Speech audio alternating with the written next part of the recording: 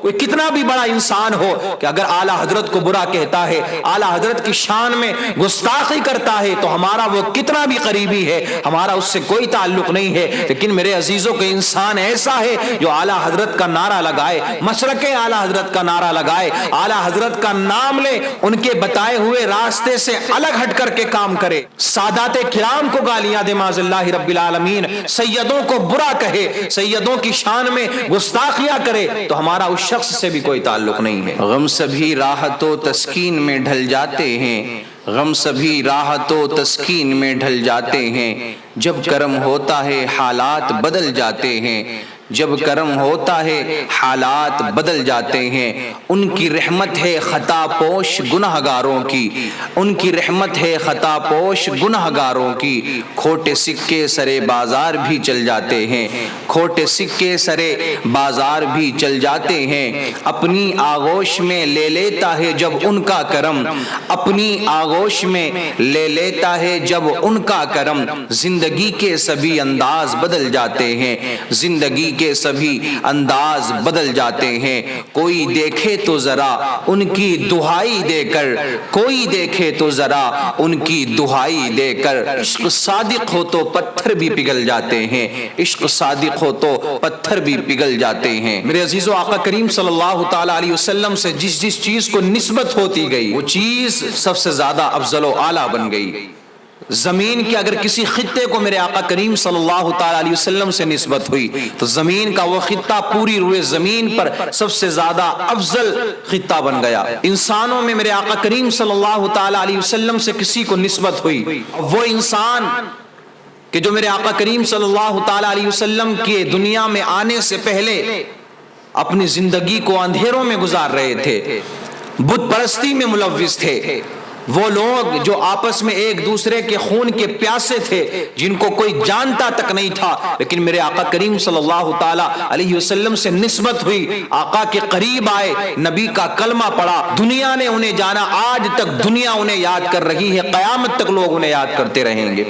تو جس جس چیز کو میرے آقا کریم صلی اللہ تعالی علیہ وسلم سے نسبت ہوتی گئی وہ چیز سب سے زیادہ افضل و اعلیٰ بن گئی۔ آج بھی اگر میرے عزیزو ہم نبی کا پیار، نبی کی محبت اپنے دل میں بسائیں، نبی کے ہم قریب ہو جائیں اور نبی کے قریب ہونا چاہتے ہیں تو نبی پر درود پاک پڑھنا شروع کر دیں، کثرت سے نبی پر درود پاک پڑھتے رہیں۔ رب کعبہ کی قسم، اگر آپ نے کثرت سے درود پاک پڑھا اور اللہ کے حبیب صلی اللہ تعالی علیہ وسلم کا عشق اپنے سینے میں بسا لیا تو جس سینے کے اندر عشق رسول ہوتا ہے، محبت رسول جس دل میں پیدا ہو جاتی ہے، جہنم کی آگ اس کو نہیں جلا سکتی ہے۔ اللہ کے نبی سے قریب ہو جائیں، نبی کی آل کے قریب ہو جائیں، اسی میں کامیابی ہے، یہی مکمل ایمان ہے۔ صحابی رسول گزرے ہیں جن کا نام ہے حضرت حذیفہ رضی اللہ تعالیٰ عنہ۔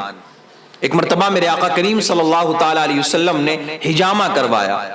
یہ حجامہ کیا ہے؟ آج کے دور میں بھی بہت سارے کلینک کھلے ہوئے ہیں کہ جو حجامہ کر رہے ہیں۔ یہ کپنگ تھیراپی کہلاتی ہے کہ خون نکالا جاتا ہے جسم کا، اور یہ سنت مصطفیٰ ہے، سنت رسول ہے۔ اگر آپ کو کوئی بیماری ہے اور آپ سنت رسول سمجھ کر، میرے آقا کریم صلی اللہ تعالی علیہ وسلم کی سنت سمجھ کر آپ اس کام کو کرواتے ہیں، حجامہ کرواتے ہیں، تو انشاءاللہ العزیز اللہ رب العزت آپ کو سنت رسول ادا کرنے کے صدقے میں شفا عطا فرمائے گا کہ جسم کا خون نکالا جاتا ہے۔ آقا کریم صلی اللہ تعالی وسلم نے ایک مرتبہ حجامہ کروایا تو جو خون آقا کریم صلی اللہ تعالی علیہ وسلم کے جسم مبارک سے نکلا وہ خون ایک پیالے میں جمع کر لیا گیا۔ اللہ کے رسول صلی اللہ تعالی علیہ وسلم نے حضرت حذیفہ کو بلایا اور فرمایا، حذیفہ اس خون کو لے جاؤ اور کہیں ایسی جگہ پر ڈال کر آنا کہ جہاں پر کسی کا قدم نہ پڑنے پائے، ایسی جگہ اس خون کو ڈالنا کہ کسی انسان کا وہاں قدم نہ پڑنے پائے، کسی شخص کا پیر اس جگہ پر نہ پڑے۔ حضرت حذیفہ نے وہ خون کا پیالہ لیا۔ یہ خون کس کا تھا؟ ساری کائنات کے مالک و مختار کا یہ خون تھا۔ یہ خون کس کا تھا؟ حسنین کے نانا جان کا یہ خون تھا۔ یہ خون کس کا تھا؟ آقا کریم صلی اللہ تعالی علیہ وسلم کا خون تھا۔ حضرت حذیفہ نے اس کو لیا، سارے شہر میں گھومتے رہے، کہیں پر ایسی جگہ نہ ملی کہ جہاں پر کسی انسان کا پیر نہ پڑ سکے۔ آپ جنگلات کی طرف نکل جاتے ہیں، وہاں بھی آپ نے دیکھا تو کہیں ایسی جگہ آپ کو نہ ملی کہ جہاں انسان کا پیر نہ پڑے، لیکن آقا کریم صلی اللہ تعالی علیہ وسلم نے کیا ارشاد فرمایا تھا، میرے آقا نے کیا حکم دیا تھا، حذیفہ ایسی جگہ پر خون کو لے جا کر کے ڈالنا کہ جہاں کسی انسان کا قدم نہ پڑنے پائے، کسی بھی شخص کا قدم اس جگہ پر نہ پڑے جہاں پر میرا یہ خون ہو۔ حضرت حذیفہ سوچتے رہے کہ یہاں بھی قدم پڑ سکتا ہے، یہاں بھی انسان کا قدم پڑ سکتا ہے۔ آج اگر کسی نے قدم نہیں رکھا، ہو سکتا ہے آنے والے 10-20 سالوں میں کوئی قدم یہاں پر رکھ دے، ہو سکتا ہے آنے والے 100 سال کے اندر کوئی یہاں پر قدم رکھ دے۔ اگر میں نے اس جگہ پر دفنا دیا، کسی نے قدم یہاں پر رکھ دیا، یہ اللہ کے رسول صلی اللہ تعالی علیہ وسلم کے حکم کی نافرمانی ہو جائے گی۔ نبی کے گستاخوں میں کہیں میرا نام نہ شامل ہو جائے، کہیں میں نبی کے نافرمانوں میں نہ ہو جاؤں۔ حذیفہ سوچتے رہے، پھر آپ کو خیال آیا کہ ہاں ایک جگہ ایسی ہے جہاں پر کوئی قدم نہیں رکھ سکتا ہے، ایک مقام ایسا ہے جہاں پر کوئی قدم نہیں رکھ سکتا ہے، کوئی پیر نہیں رکھ سکتا۔ حضرت حذیفہ نے اس پیالے کو اپنے ہاتھ میں لیا، وہ سارا خون جو آقا کریم صلی اللہ تعالی علیہ وسلم کے جسم مبارک سے نکلا تھا، آپ اس سارے خون کو پی جاتے ہیں۔ پینے کے بعد میں آقا کریم صلی اللہ تعالی علیہ وسلم کے قریب گئے، میرے آقا کریم صلی اللہ تعالی وسلم مسکرائے۔ نبی نے سوال کیا، حذیفہ خون کا کیا کیا؟ ایسی جگہ پر رکھا ہے نا کہ جہاں پر کسی کا قدم نہ پہنچے۔ حضرت حذیفہ رضی اللہ تعالیٰ عنہ سے میرے آقا فرماتے، حذیفہ شاید تو میرے خون کو پی گیا ہے، تو نے میرا خون پی لیا ہے۔ اب توجہ رکھنا میرے عزیزو، آج جو یہ فتنہ چل رہا ہے کہ سیدوں سے شجرے مانگے جا رہے ہیں، کہ جن کی رگوں میں نبی کا خون دوڑ رہا ہے، ان لوگوں سے ان کے شجرے مانگے جا رہے ہیں، ان سے پیپر مانگے جا رہے ہیں، ڈاکومنٹس مانگے جا رہے ہیں کہ بتاؤ تمہارے پاس میں کیا پروف ہے کہ تم سید ہو۔ کیا تمہیں یہ خیال نہیں آتا کہ آقا کریم صلی اللہ تعالی علیہ وسلم کو بھی چہرہ دکھانا ہے؟ نبی کے سامنے کون سا چہرہ لے کر کے جاؤ گے؟ حضرت حذیفہ نے نبی کے جسم سے نکلا ہوا خون پیا تھا۔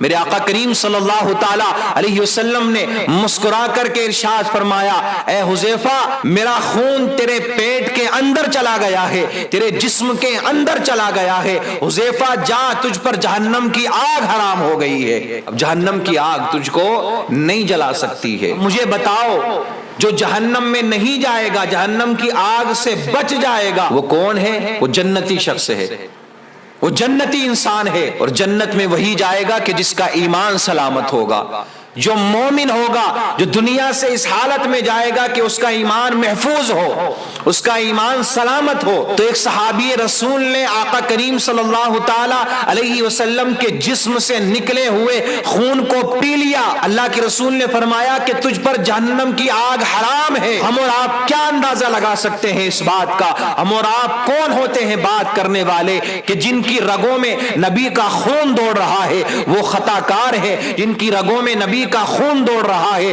انہوں نے کفر کیا ہے، جن کی رگوں میں نبی کا خون دوڑ رہا ہے وہ گمراہ ہے۔ میرے عزیزوں، تو ان کی عظمت و بلندی کا کیا عالم ہوگا کہ جن کی رگوں میں آقا کریم صلی اللہ تعالی علیہ وسلم کا خون دوڑ رہا ہے، ان کے مقام کا کیا عالم ہوگا؟ یار نسبت رسول جسے مل جائے اس کو جہنم کی آگ نہ جلائے، میرے آقا کریم صلی اللہ تعالی علیہ وسلم اس کو جنت کی بشارت دے دیں، تو جو لوگ آقا کریم صلی اللہ تعالی علیہ وسلم کی اولاد میں سے ہیں، جو آل نبی ہیں، اولاد علی ہیں، کیا وہ جہنم میں جا سکتے ہیں؟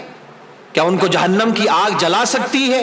کوئی یہ نہ سمجھے کہ کہنے والا بڑا علم والا ہے، یہ باتیں کہنے والا بہت بڑا مشہور انسان ہے، یہ باتیں کہنے والا بہت بڑا خطیب ہے کہ ہاں سیدوں سے جو شجرے مانگ رہا ہے وہ بہت بڑا مشہور آدمی ہے۔ شیطان کسی کو بھی بہکا سکتا ہے، شیطان علم والوں کو تو علم کے ذریعے بہکاتا ہے، دولت والوں کو دولت کے ذریعے گمراہ کرتا ہے، اولاد والوں کو اولاد کے ذریعے وہ گمراہ کر دیتا ہے۔ شیطان نے تو بڑے سے بڑے اللہ کے ولیوں کو بھی راہ راست سے بھٹکا دیا ہے۔ اسی کے بارے میں کہنے سے پہلے ذرا اپنی ذات کے بارے میں بھی سوچیں، کسی پر الزام لگانے سے پہلے اپنی ذات کے بارے میں بھی سوچیں۔ کہہ رہے ہیں کہ فلاں سید نے اعلیٰ حضرت کی شان میں گستاخی کی، مفتی اعظم ہند کی شان میں گستاخی کی، اس بات کو ہم بھی کہتے ہیں جو اعلیٰ حضرت کا نہیں وہ ہمارا نہیں، ہم اسی کو مانتے ہیں۔